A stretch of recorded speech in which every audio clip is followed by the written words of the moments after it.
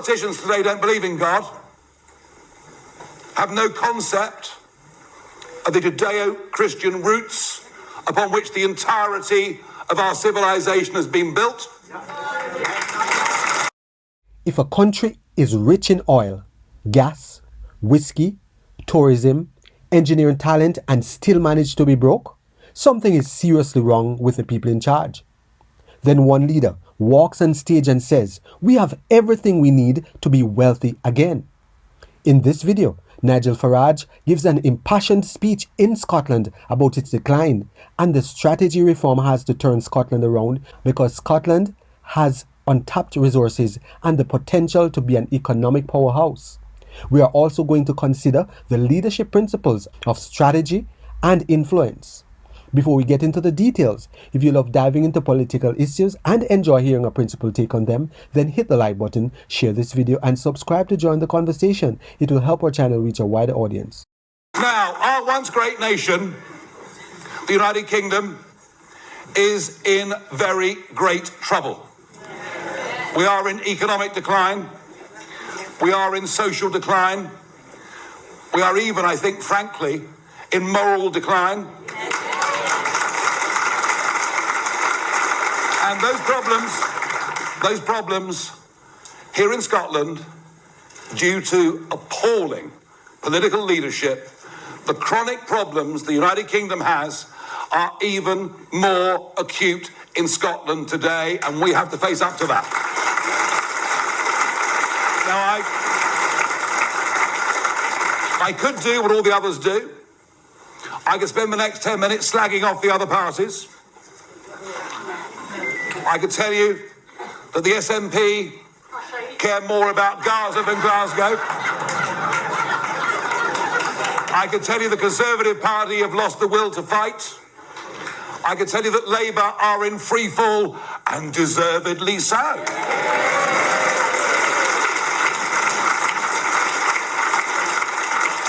But I don't need to do that.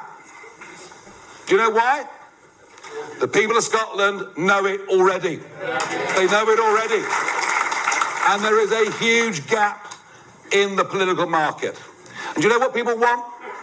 That one 4-letter word. No, not that one. It's one 4-letter word. Michael. Hope, hope, hope, hope. They want hope. They want to believe.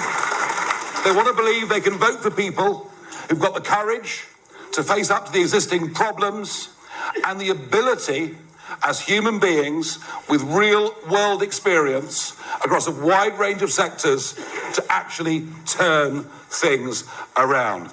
And I know that as this campaign develops, as we head towards that first week of May next year, I have no doubt that all the other Scottish political leaders will tear chunks out of me on a daily basis, along with some of your charming newspapers.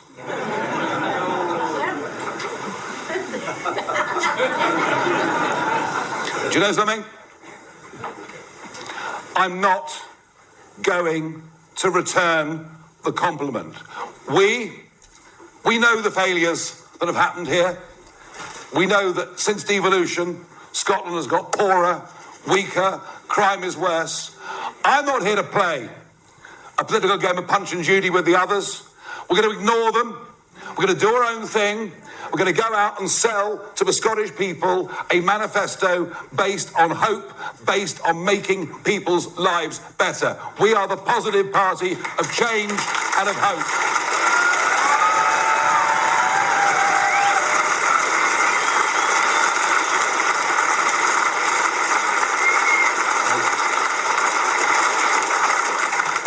I had a meeting the other day with Jim Ratcliffe.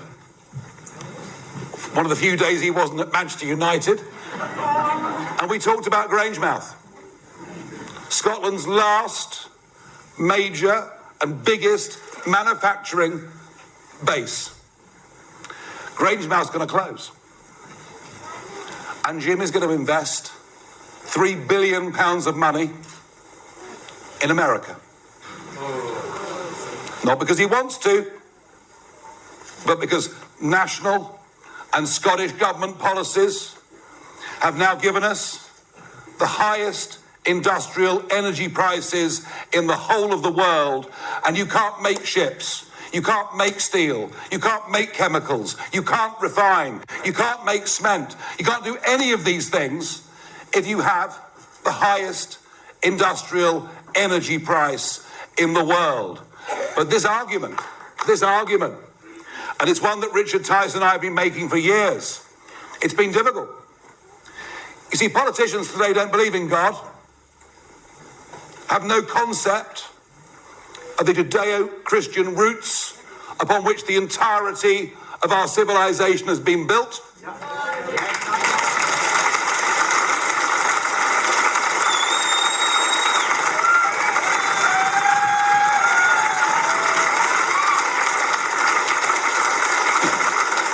No, they've given that up in the vain pursuit of something called net zero, believing somehow they're going to save the planet. And they're all as bad as each other. It was the Conservatives that put tax on North Sea oil and gas profits up to 75%.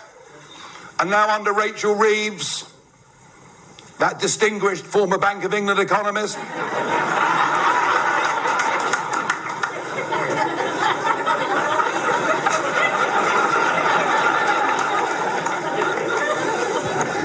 no wonder she was crying in the House of Commons. I mean, and Reeves has put it up to 78%. Oil and gas exploration is a risky game. Many of the drill wells won't work. You'll lose 100%. But if you make money and you're paying away nearly 80%, why would you bother? We are destroying the North Sea. We are destroying Aberdeen, and not just oil and gas exploration, but all the engineering, all the global leading expertise that has grown up in Aberdeen for half a century. And into the bargain, as we build more and more windmills, I've got a friend of mine, by the way, who's got a Scottish mum, and come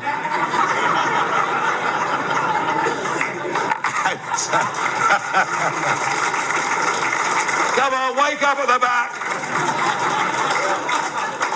He, of course, loathes them, but we've gone down this route of wind energy.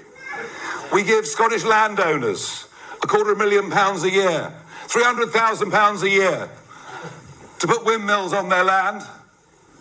And who pays the bill? You. Over the last 20 years, by basically paying an extra 20% on your electricity bills to support this madness. I've never seen a programme that has transferred so much money from poor people to rich people. It's madness. It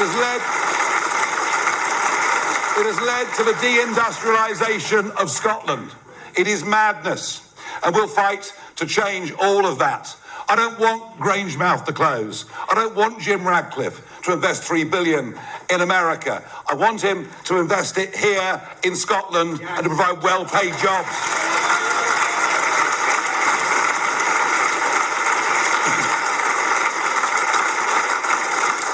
Now, just across the North Sea, we have Norway. Norway are planning 250 new drill sites over the course of the next 10 years. Sensible Norway. But there's one more comparison that I think we should bear, and it's this. Norway has a 200-mile exclusive economic zone for the fish that swim in their waters. Norway has a thriving, absolutely thriving fishing industry. What do we have in Scotland?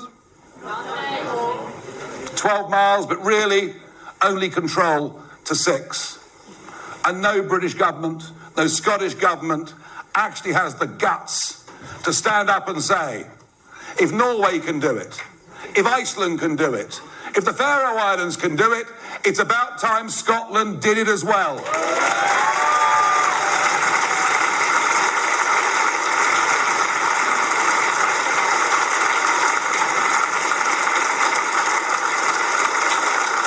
Now, I've been told for years in London that the Scots have a completely different attitude towards immigration.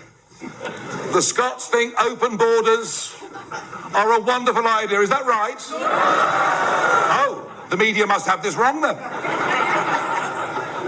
Actually, the social attitude survey shows that Scots are equally concerned as people in England, in Wales, in Northern Ireland about the integrity of their communities. And that doesn't for one moment mean we don't welcome people coming in and bringing some diversity. But when I saw that figure earlier this week, that 1 in 3 school kids in Glasgow does not speak English as a first language, you can see what the SNP are doing to the city of Glasgow. And frankly, who voted for this? Nobody. Who voted for the wholesale change of the population of Glasgow and other parts of Scotland?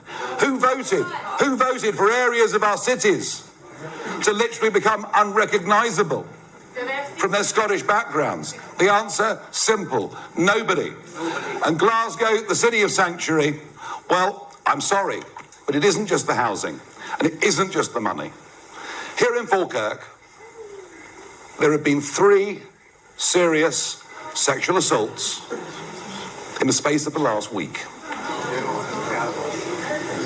And I'm sorry, but if you as a country allow young men who come from countries in which women aren't even classed as second-class citizens, and you put them up in 4-star hotels, allow them to work illegally, their attitude towards women is completely different to ours. So the social effects of this are appalling as well. And whilst this may be more of a Westminster issue than it is a Holyrood issue, the fact is the SNP have chosen to put people who come here illegally to the top of the housing list, above that of families in Glasgow and elsewhere who have worked and lived and paid into the system for generations. It is wrong and it must end. Without a proper strategy, it's impossible for any government to create policies for real growth and development in a nation.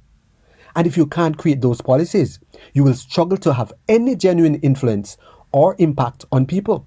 You might hold the office and the power, but when the decisions keep hurting ordinary people, that power starts to feel very hollow. When trust collapses because of terrible choices, governments stop leading and start controlling. That's when you see the cameras go up everywhere. Speech policed online, digital IDs pushed through, and rights quietly taken away. That is not influence, that is rule by fear. Real influence comes from serving people, not ruling them.